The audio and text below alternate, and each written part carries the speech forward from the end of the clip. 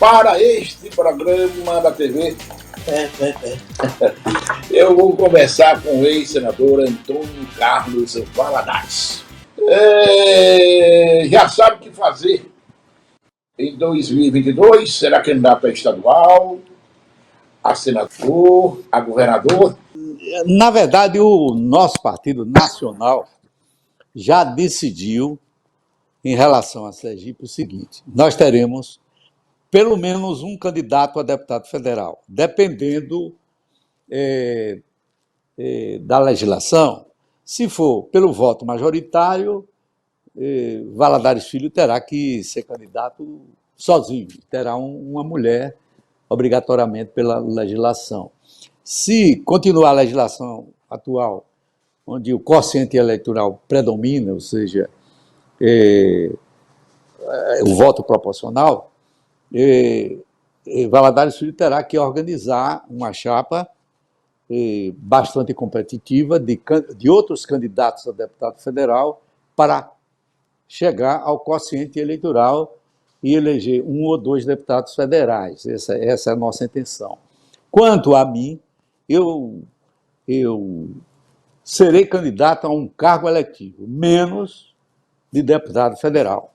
Poderei ser candidato a governador, poderei ser candidato a senador ou deputado estadual. E a legislação me protege, porque, graças a Deus, eu sou elegível, não cometi, durante toda a minha vida, nenhum ato lesivo ao processo eleitoral ou mesmo um ato de corrupção que pudesse impedir a minha candidatura. E estou em plena atividade política, intelectual, sou advogado, fiz curso recentemente e já recebi o diploma de pós-graduado em Direito Político e Prática Eleitoral, sou radialista, locutor de rádio e televisão como você, Gilmar, graças a Deus, e aos esforços que empreendi durante a pandemia. Enfim, estou sempre preparado para a eventualidade de uma candidatura, já que me encontro no pleno gozo dos meus direitos políticos e também, graças a Deus, granjeando a credibilidade que sempre tive perante a população sergipana. Meu caro Antônio Carlos Valadares, há entendimentos do PSB com o PT de Rogério Carvalho aqui em Sergipe? Olha, se nós levarmos pelo lado das conversas, dos telefonemas, recentemente eu recebi um telefonema do senador Rogério Carvalho e ele me disse que agora, no mês de agosto, ele vai ficar o tempo todo à disposição da CPI. E assim que chegar no mês de setembro, ele vai reativar os entendimentos com todos os partidos políticos que puderam apoiá-lo como candidato a governador. Então a pergunta é essa. Há alimentos do PSB de Rogério Carvalho aqui em Sergipe? Olha, se nós considerarmos diálogo como entendimento, está havendo. O Valadares Filho já conversou pessoalmente e também por telefone, que é o presidente do nosso partido, é Valadares Filho, com o senador Rogério Carvalho, com quem tivemos sempre uma boa conversa e sempre respeitamos o senador. Quanto a mim, ele já me telefonou recentemente e disse que agora, no mês de agosto, viu, Gilmar, ele vai passar o tempo todo à disposição da CPI. E no início de setembro, ele virá a Sergipe para prosseguir no diálogo e nas articulações políticas visando a sua candidatura com partidos políticos que possam caminhar ao lado dele na sua candidatura a governador do estado de Sergipe. Ou seja, na conversa, Valadares, que Rogério teve com você, está claro que ele será candidato a governador, é isso? Bom, ele não me escondeu, vai ser candidato a governador, está aguardando algum momento que ele considera decisivo para anunciar publicamente, mas, pelo visto, eu não tenho a menor dúvida de que ele será candidato a governador. Inclusive, eu disse a ele uma coisa extremamente engraçada, que eu falei no meu programa Domingo Bom, na Rádio Tropical FM de Simão Dias. O governador Belivaldo Chagas, ele disse em uma entrevista, inclusive lá em Simão Dias, e hoje reafirmou em outra emissora, de que o seu agrupamento político tem 5 candidatos a governador, pretensos candidatos a governador. Quais são? O Fábio Mitidieri, o Ulisses Andrade, o próprio deputado Laércio Oliveira, o senador Rogério Carvalho e o Edivaldo Nogueira, que é o atual prefeito de Aracaju. Esses são os 5 candidatos da base aliada do governo. E tem 7 partidos no agrupamento do governador, que eu chamo de Colégio Eleitoral de Belivaldo. Então, o Colégio Eleitoral de Belivaldo é constituído por 7 partidos. O PSD, de Jefferson Andrade, que é o presidente, é o filho de Ulisses, e é o partido também de Belivaldo e de Fábio Mitidieri, o PMDB de Fábio Reis, não é? O PSL e o PSC, respectivamente, de Zeca da Bonfim e de André Moura, e tem o PT também como candidato. O PP de Laércio Oliveira. Então, são 7 partidos. Aí eu chamo isso de Colégio Eleitoral de Belivaldo. Ora, neste colégio eleitoral, o PT só vai penar. Por quê? Porque o PSD de Belivaldo vai votar com o Fábio Mitidieri, né? E o Fábio Mitidieri não vai votar no PT. O deputado Laércio já declarou publicamente que não vota no PT. É isso? O PMDB vai acompanhar o candidato Fábio Mitidieri, possivelmente. O André Moura e o Zeca são farinha, ou seja, estão unidos, eu ia dizendo farinha do mesmo saco, mas são unidos, né? São companheiros de uma mesma partida. Eles votarão certamente no Fábio Mitidieri. O Ulisses Andrade, que naturalmente fará parte desse colégio eleitoral, apesar de estar ainda no tribunal, não votará no PT. Então o PT vai ter só um voto, Gilmar. É o voto do PT. É possível até que o PT nem participe desse colégio eleitoral. Por quê? Porque já são favas contadas, que ele não vai ter maioria para impor a sua candidatura, a candidatura do senador Rogério Carvalho. E a oposição? Qual é o o colegiado da oposição? O colegiado da oposição está aguardando os acontecimentos. Eu acho que a oposição não deve se portar como o pescador de águas turvas, esperando a confusão do lado de lá para a gente se organizar do lado de cá. Mas a realidade é esta. O governo está tomando a iniciativa de até, no começo de outubro, como você sabe, divulgar o ungido, que deveria ser também, já que tem tantos candidatos importantes, deveria ser também feita uma avaliação através de pesquisas eleitorais. Lamentavelmente, isso não vai haver na parte do governo, não é? Eu não sei se a oposição adotará esse método se quisermos um candidato único a governador do Estado. Mas seria um método mais democrático da escolha de um candidato majoritário para governador do Estado e também para senador da República. Bom, a oposição tem nomes para disputar esta eleição. Não pense que não temos. Temos nomes. E nós temos o Valmir Francisquinho. Eu não acredito que Valmir Francisquinho vai apoiar um candidato do governo por causa do problema, inclusive problema local, sobrevivência local. Porque de um lado tem o deputado Luciano, presidente da Assembleia, figura importante da vida política de Sergipe, presidente da Assembleia Legislativa, que é um adversário histórico lá do agrupamento do Valmir Francisquinho. Agora, tem um porém no que diz respeito a Valmir de Francisquinho, Gilmar. Muita gente não comenta, mas eu tenho comentado, inclusive comentei com ele no último sábado, com quem eu estive almoçando na casa de Diogo, que é secretário do município de Malhador. Então, eu disse a ele o seguinte: me diga uma coisa, quem é o presidente do PL, o seu partido? Eu fui informado que é o Edivan Amorim. Edivan hoje é carne com unha de André, com André. São amigos, são companheiros, são aliados, e certamente que, se depender do atual presidente, o Valmir vai ter que apoiar o governo. Então, se ele ficar no PL desse jeito e não for o presidente, vai ser uma camisa de força.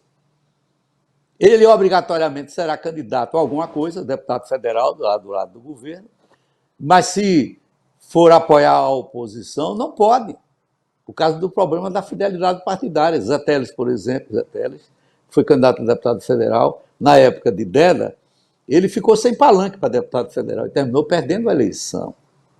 Então, o Valmir, Gilmar, terá que resolver esse problema partidário.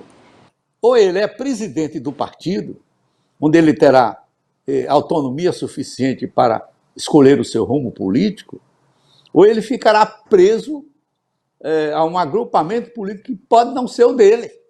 E ainda tem o Rogério Carvalho, que o Rogério Carvalho tudo indica, pela votação antecipada que eu fiz aqui do chamado Colégio Eleitoral de Belivaldo, ele não terá sustentação política nesse agrupamento para ser candidato a governador. E ainda temos a candidata do Podemos, né, a Daniele, que é candidata a tudo, né? Candidata a tudo. Até agora não definiu se será candidata a deputada federal, senadora ou governadora. Vamos acompanhar. Enquanto que Alessandro Vieira, parece que ele prefere andar nas águas mais tranquilas da eleição federal para uma presidência ou uma vice-presidência da República. Doutor Emerson, ele deixou cidadania e se filiou recentemente ao PSB. Qual é o papel do doutor Emerson para as eleições do próximo ano no PSB? Bom, até eu estive ontem no ato, presenciando a filiação do doutor Emerson, que é uma figura exponencial da vida política de Aracaju e de Sergipe. Ele já foi membro do PT, já foi também integrante do PSB e agora retorna para ser candidato a um cargo eletivo, seja de deputado federal ou deputado estadual. Ele não definiu ainda, lá na frente, com as composições futuras, com a legislação que vai surgir até o final de setembro, aí ele vai definir, juntamente com o Valadares Filho e com o partido, qual o destino do seu nome, e ele será candidato a algum cargo eletivo, sem dúvida alguma. Pergunto também a você o seguinte: há esse impasse em relação ao nome de Valmir Francisquinho, ex-prefeito de Itabaiana, mas você avalia, com sua experiência, quem é na oposição hoje que tem, não é mais fácil ou menos difícil de se trabalhar para ser candidato ao governo do Estado? Olha, se a saída de Rogério Carvalho se concretizar do chamado Colégio Eleitoral de Belivaldo, do agrupamento de Belivaldo, é um candidato fortíssimo. E ao lado de Valmir de Francisquinho. Eu acho que esses dois nomes são os nomes mais fortes dessa possível aliança que pode surgir após, a meu ver, o anúncio do Colégio Eleitoral de Belivaldo, quando será ungido, escolhido, aquele que há de disputar as eleições no próximo ano, a sucessão do próprio Belivaldo. Aí seria o que? Rogério para o governo? Eu não me coloco ainda como candidato pelo seguinte, porque o que é que eu quero neste momento? É que a oposição ganhe as eleições. Eu só poderia ser candidato na hipótese de uma convocação dos partidos de oposição, não é só o nosso partido. Bom, a não ser o seguinte, vamos supor, por uma hipótese absurda, que não tenhamos nenhum candidato a governador. Vamos supor que Valmir Francisquinho resolva se aliar ao governo, que o Rogério Carvalho se conforme em não ser candidato, aí eu não vou deixar passar em branco. O partido não vai deixar de ter um candidato. E enfrentarei as eleições com a coragem que sempre tive, de colocar o meu nome como opção para enfrentar a máquina administrativa, como sempre fizemos. Algumas vezes tivemos sucesso, outras vezes não, mas quem sabe o povo desta vez, pelas lições que recebeu durante tantos pleitos, poderá mudar de rumo. Uma chapa possível seria Rogério Carvalho para governo e Valmir Francisquinho para vice, seria isso? Eu acho que seria uma boa chapa. O Rogério, candidato a governador, e o vice, Valmir Francisquinho. Mas isso não tem nada concretizado, porque existem decisões a serem tomadas pelo próprio Rogério Carvalho, possível candidato do PT à sucessão governamental. Agora, quanto a Valmir, o que eu escutei de Valmir é o seguinte, que existe um pequeno percentual, mas existe, de ele vir integrar o bloco do governo nas eleições que vêm. Então, não existe, na verdade, né, vamos dizer assim, nenhuma ideologia em relação à candidatura de governador. Nada está acertado, nem concretizado. Apenas estamos no terreno das hipóteses. E esse quadro, ou seja, situação e oposição. O quadro eleitoral para 2022, na sua opinião, ficará definido quando? Olha, eu acredito que, com relação a candidato a governador, poderá ser até o final deste ano. E quanto a vice-governador, pode até demorar mais um pouco, esperando definições de outros políticos, de outras lideranças que poderão compor com a oposição. Perfeito. Valadares, à luz da sua experiência política, Valdevan 90, que é deputado federal. Valdevan já disse, repete, que não abre mão de ser candidato ao Senado da República. Há espaço na oposição para apoio a Valdevan para o Senado?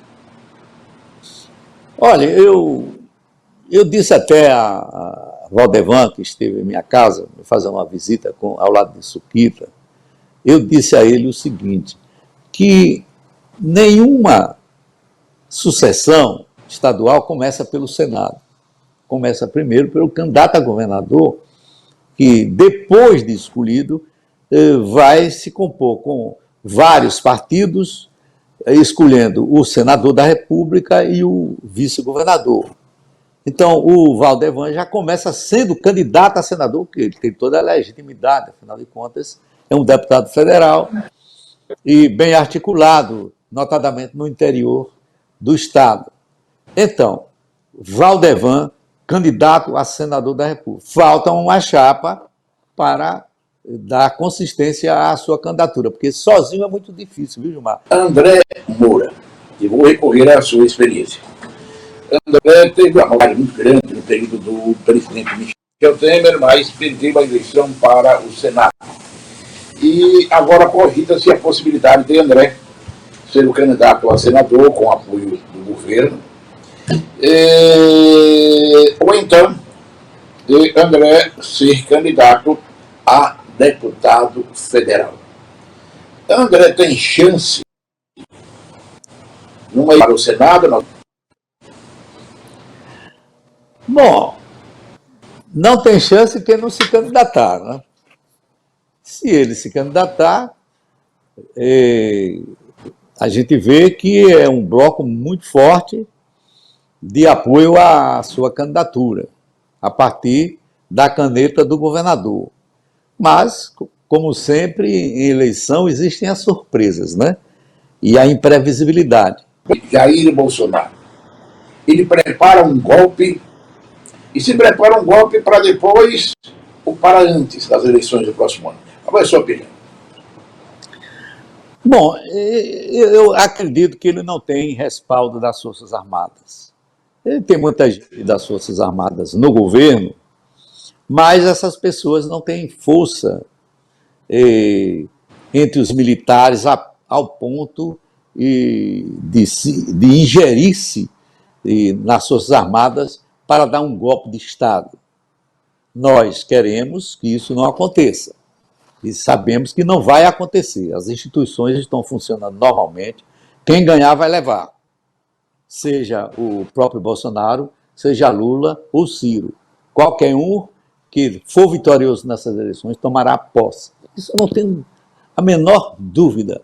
Eu já disse, meu caro Valadares, que opinião minha, que o grande problema do governo federal está naquilo que muitas vezes parece a sua solução, que é o comportamento pessoal do presidente da República. A pandemia.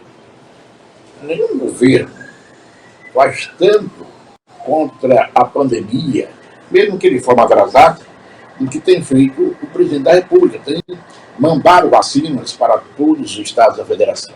Eu lhe faço uma pergunta. Você foi senador da República por vários mandatos.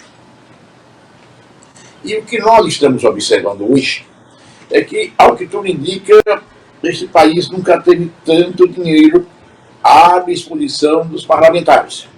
Inventaram até as emendas de relator, aquelas que não deixam pegadinhas, não deixam rastros. Por que mudou tanto, na sua opinião? Olha, veja, o Congresso Nacional ele teve uma renovação de mais de 50%.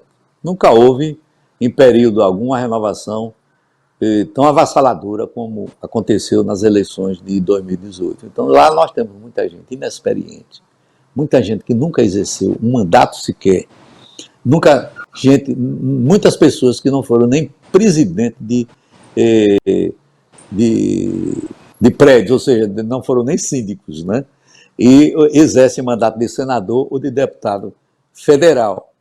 Isso é a primeira coisa. Segunda, há um desejo enorme entre eles de um retorno à casa. Eles gostaram da casa, do Congresso Nacional, e querem retornar a todo custo, inclusive usando de dinheiro público, dinheiro da população, do trabalhador, dinheiro dos empresários, porque os empresários pagam impostos e esse dinheiro vai para financiar campanhas. Então, existem três tipos de financiamento hoje para os parlamentares. O orçamento secreto, que você falou, que é a verba do relator, que está sendo utilizada para distribuir recursos de emendas, que o Estadão chamou de orçamento secreto, visando o fortalecimento dos atuais deputados federais e senadores. Primeiro financiamento.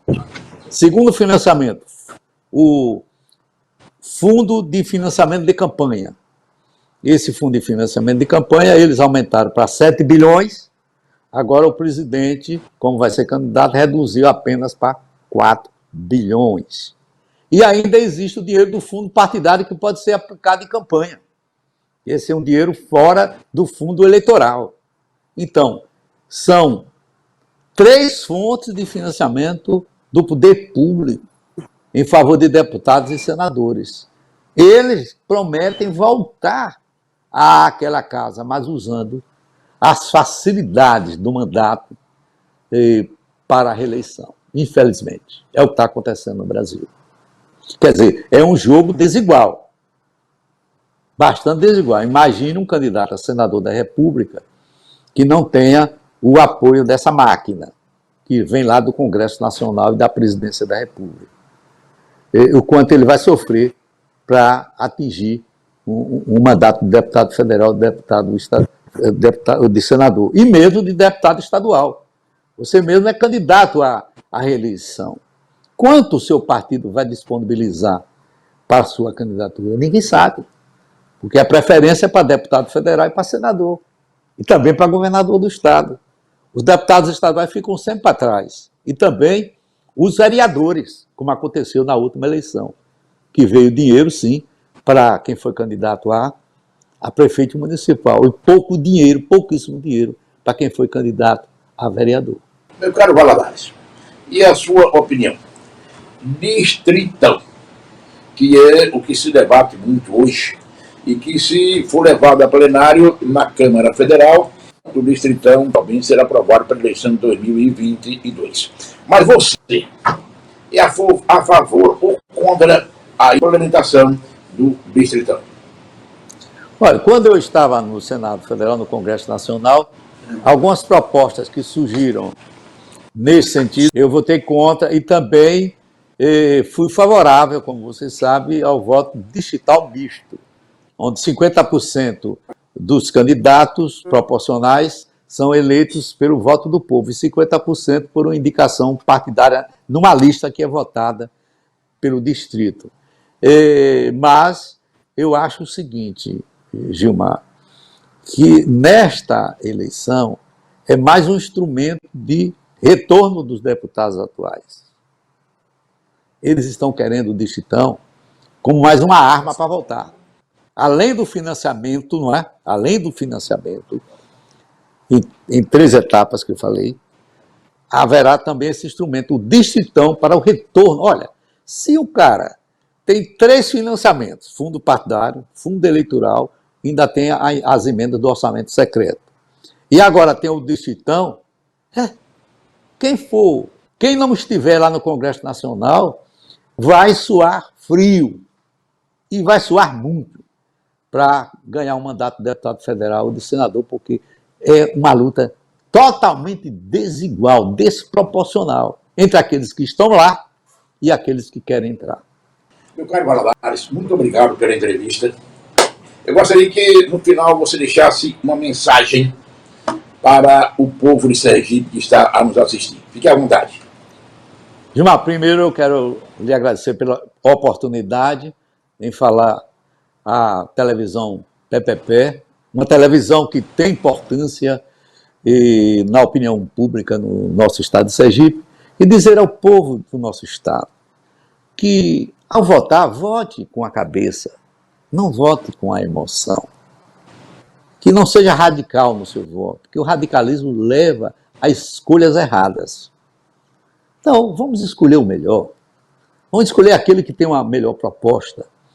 Aquele que, sem radicalismo, quer um Brasil mais afeiçoado à democracia, com maior bem-estar para o povo brasileiro, e que a nossa economia volte a se equilibrar, que gere mais empregos, e tenhamos saúde e, em primeiro lugar, educação. Muito obrigado a todos aqueles que acompanharam este programa e até a próxima oportunidade. Um abraço para todos e amanhã tem mais TV PPP. Tchau, tchau.